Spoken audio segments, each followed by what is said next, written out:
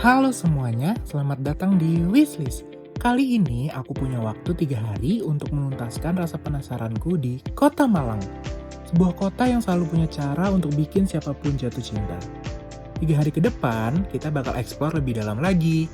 Kita bakal ngerasain asyiknya nyasar demi nemuin sudut kota yang tersembunyi. Memanjakan lidah dengan kuliner legendaris yang bikin enggak mau berhenti makan. Sampai menikmati pagi yang magis dari ketinggian. Malang bukan cuma soal tujuan, tapi juga tentang perjalanan seru yang bikin wishlist kamu jadi kenyataan. Jadi, udah siap belum? Buat nemenin aku menjelajahi setiap sudut kotanya. Let's go!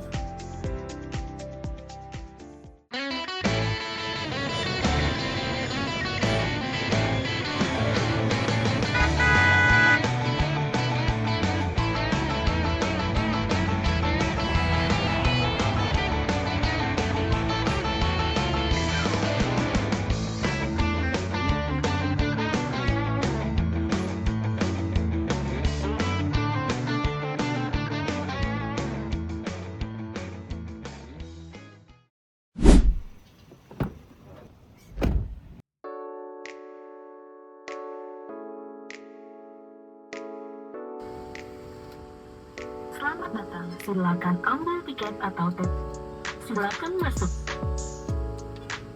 Silakan masuk.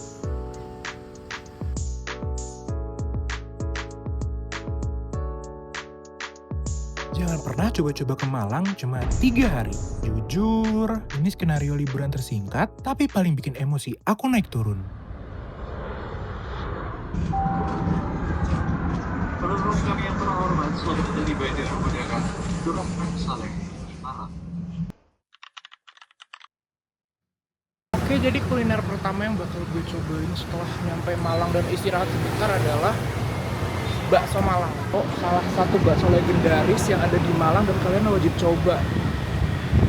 Namanya adalah bakso Presiden. Lokasinya sangat mudah ditemukan loh bakso Presiden ini. Kalian bisa datang ke Jalan Batanghari nomor 3 Rampal Celaket, Kecamatan Klojen, Kota Malang. Di sini terpampang menu sederhana tapi sangat menggugah selera. Mungkin kita langsung pesan aja kali ya, menu yang paling recommended itu adalah bakso campur komplit dengan harga 48.000 dan bakso bakar. Mari kita coba. Jujur di sini satu suap dari kuahnya aku udah ngerasa gurih dan ada sedikit sentuhan rempah, rasa rempah gitu tapi nggak terlalu asin dan juga nggak terlalu hambar. Oke, di sini aku mau nambahin sesendok sambal dan kecap agar rasanya lebih keluar dan lebih nendang. Jujur setelah ditambah bener kan kuahnya jadi makin gurih dan makin ada asin manisnya dari sambal dan kecap. Dan selanjutnya aku akan mencoba bakso bakar. Dimana bakso bakarnya ini rasanya manis gurih dari caramelize yang dibakarnya makin menggugah rasa. Serius deh, kalian kalau ke Malang wajib mampir.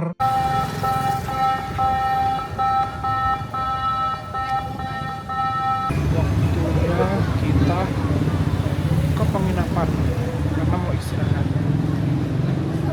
Udah cukup melelahkan ya, baru nyampe Malang, baru banget turun ke penginapan bentar buat check-in, terus kita jalan-jalan hunting makanan dan tempat-tempat yang menarik. Mau balik ke penginapan karena nanti ya akan melakukan kegiatan yang memicu adrenalin. Jujur deg-degan banget dan ini pengalaman pertama buat gue. Yang penasaran jangan di skip videonya ya, tonton sampai habis. Nah, buat kalian yang penasaran sama kegiatan aku di hari kedua di wishlistku ini, jangan kemana-mana ya, tetap saksikan wishlist dan jangan di skip videonya. Let's go!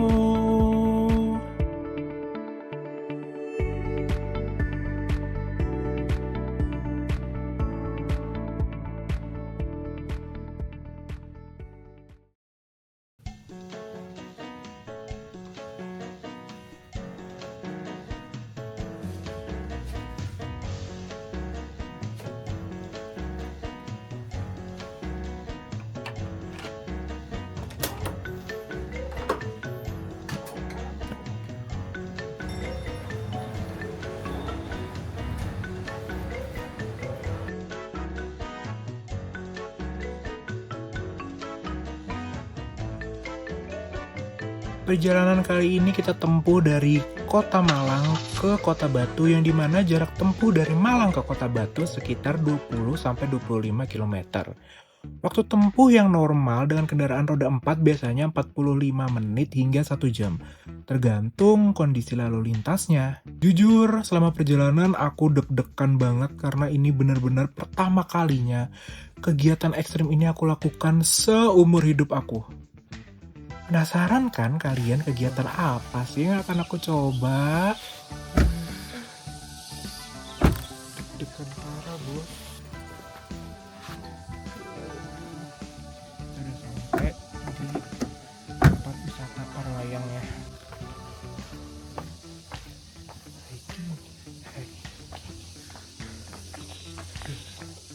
Harganya dibanderol dari mulai 400.000 hingga 600.000.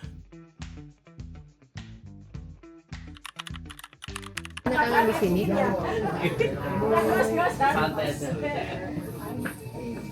Itu durasinya berapa lama? Ya. Durasi si terbang. Durasinya 5-10 menit, kondisional kita tergantung cuaca. Kalau masih mau ke teras, silakan. Oh ini? Iya. Nah, ini dia momen yang paling ditunggu-tunggu. Nah, setelah instruktur profesionalnya siap, kalian akan diantar ke spot para layang tersebut.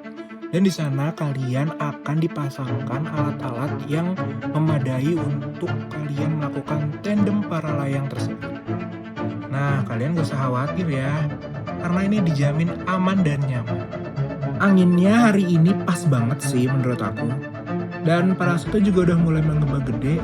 Dan sekarang jantung aku udah mau copot nih. Oke, kita tarik napas dalam dulu dan gaspol.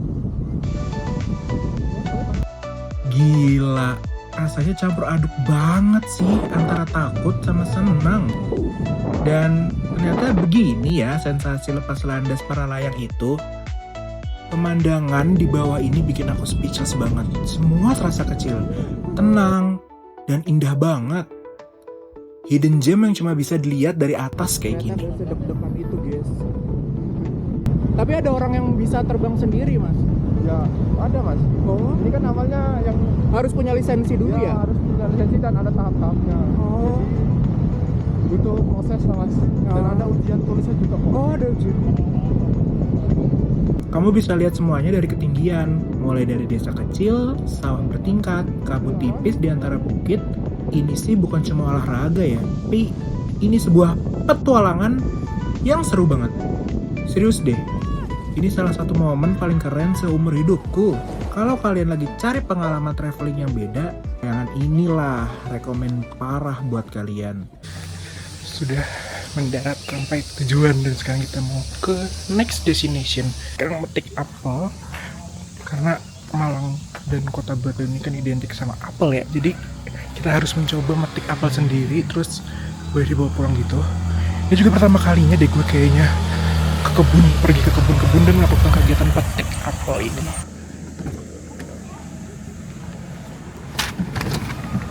Morning.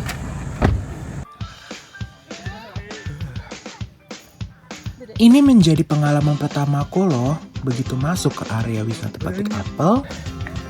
Tiket masuknya dibanderol dengan harga 20.000 sampai 25.000 per orangnya.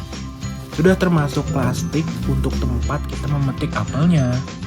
Seru banget sih rasanya memilih apel yang paling bagus, memetiknya pelan-pelan supaya nggak rusak. Mungkin tangan kita jadi agak lengket karena getah apel, tapi capeknya hilang ketika pas gigit apel yang baru dipetik, yang rasanya itu manis, renyah, dan juicy-nya luar biasa.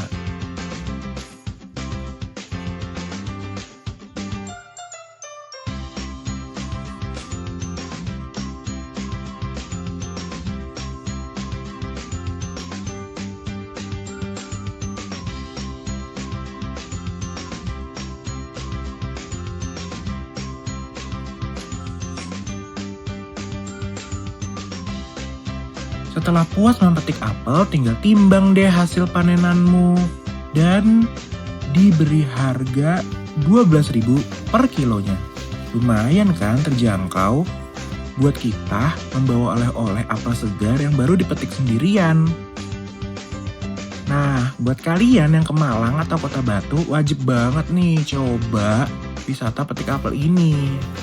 Cocok buat keluarga, couple, atau bahkan solo traveler seperti aku. Ini juga menjadi pengalaman pertama yang gak bakal bisa aku lupain. Jujur, setelah puas memetik apel, perut aku mulai keroncongan nih. Langsung aja lah aku mampir ke salah satu kuliner khas Kota Batu yang gak boleh dilewatin sama sekali, yaitu sate kelinci. Ini pertama kalinya juga aku coba sate kelinci, dan dagingnya dipotong kecil-kecil ya, dibumbui khas lalu dibakar sampai harum. Teksturnya pun empuk banget, gak alot, justru agak juicy di dalamnya. Rasa rempahnya meresap sempurna, ada manis kecap yang pas, pedasnya bisa disesuaikan juga, jadi makin nikmat. Dibanding sate biasanya, ini lebih ringan dan nggak enak sih bagi aku.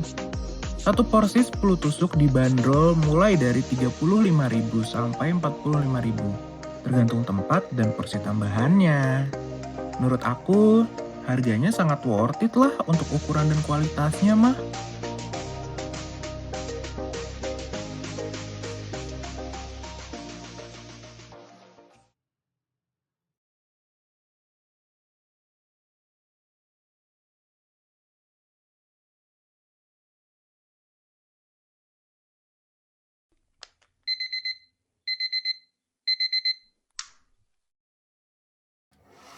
Dan ini dia, hari terakhirku di Malang. Buat kalian yang penasaran aku melakukan apa di hari ini, sepertinya aku akan melakukan kegiatan yang sangat ringan tapi bermakna. Pantau terus ya video ini, jangan di skip. Hey guys, jadi sekarang hari terakhir gue di Malang, dan hari terakhir ini bakalan gue pakai untuk jalan-jalan ke Bromo. Jadi di hari terakhir yang menurut gue spesial ini, gue mau bikin momen spesial di Bromo melihat sunrise. Dan sekarang jam 10:30 karena gue bakalan dijemput nanti jam 11 ke penginapan gue. Dan semoga lancar deh. Jadi gue ke Bromo itu ikut open trip, jadi nanti gue bisa dapet teman-teman baru. Itu experience baru juga buat gue, karena sebagai orang yang introvert, gue itu susah banget membuka obrolan atau membuka hal sama orang asing gitu kan, orang baru. Tapi sini gue bakalan berusaha buat dapat teman baru dan mencoba untuk bereksperience melawan diri gue yang pemalu ini. Semoga gue bisa dapat teman dan kenangan yang bagus di hari terakhir gue. Cukup melelahkan tapi juga menyenangkan, karena ini bener-bener trip yang udah ada di wishlist gue dari dulu, tapi baru terkabul ketika umur gue beranjak dewasa.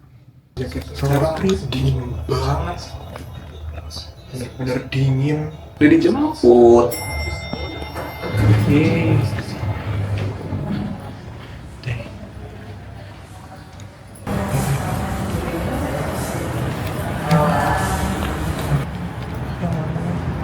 Oh iya.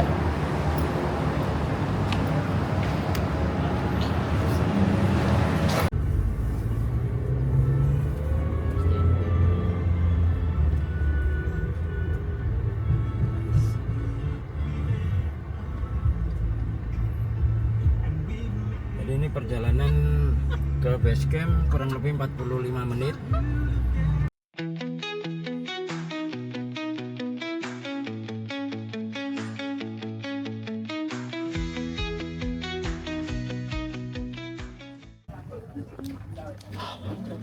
Paket kita nge-trip.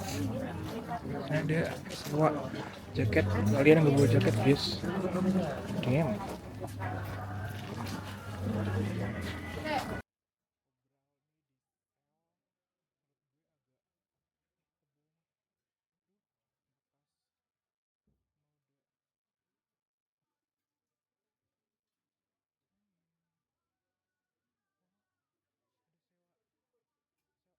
Jalanan gelap, jalanan berkabut, beliau udah tahu harus lewat mana, harus potong kompas yang mana. Perkenalkan, namanya Pak Bagong. Sapa dulu dong. Salam kenal Pak.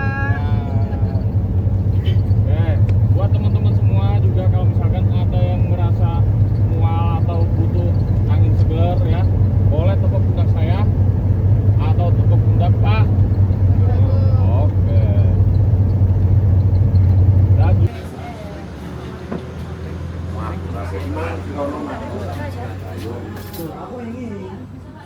Indomie gorengnya satu. Pakai telur? Enggak usah.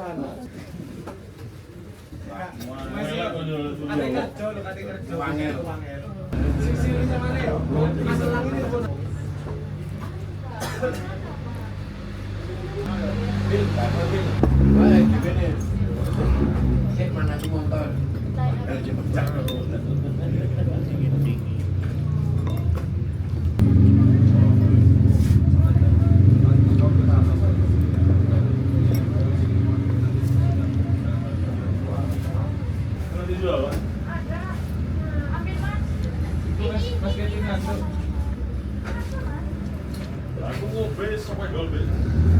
Oh iya. Malas.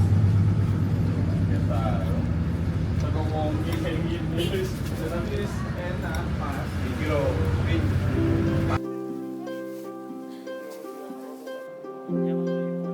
Dalam deh.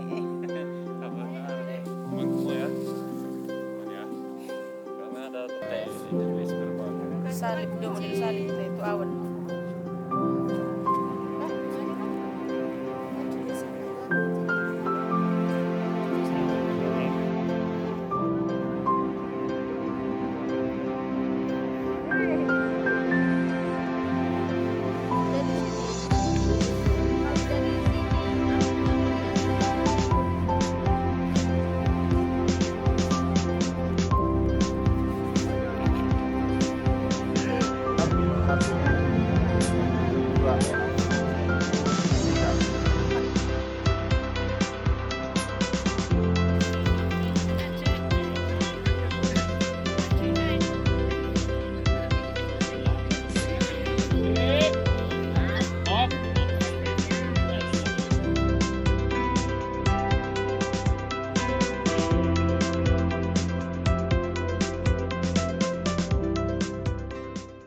Ini depan kita namanya Gunung Bro.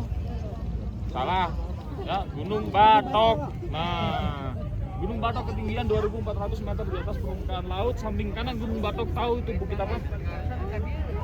Bukit Dele, Bukit Widodaren. Ya, itu Bukit Widodaren. Nah, Bukit Widodaren ini nanti tujuan kita kedua. Habis ini kita turun.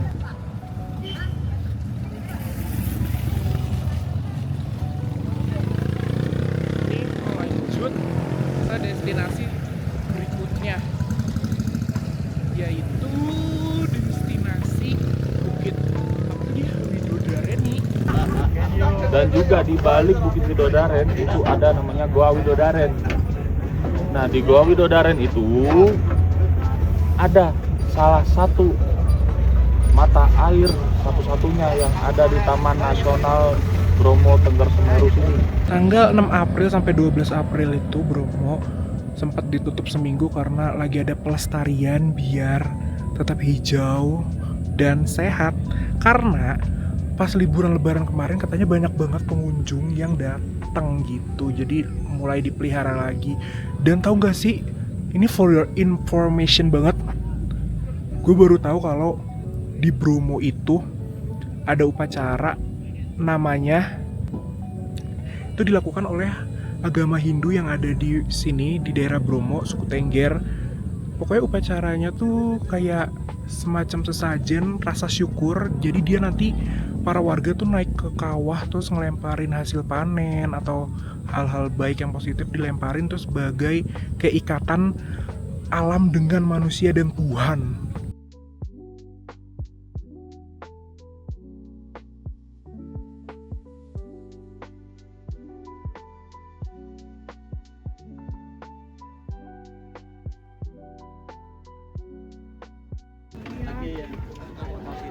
Ah ya. Kasih Pak.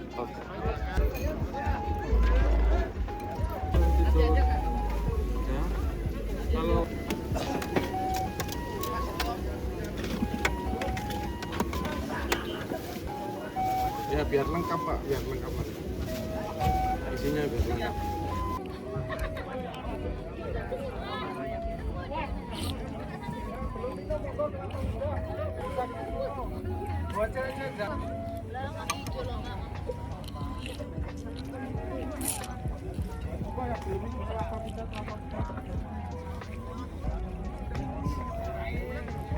Berapa kursi? 3 4 5.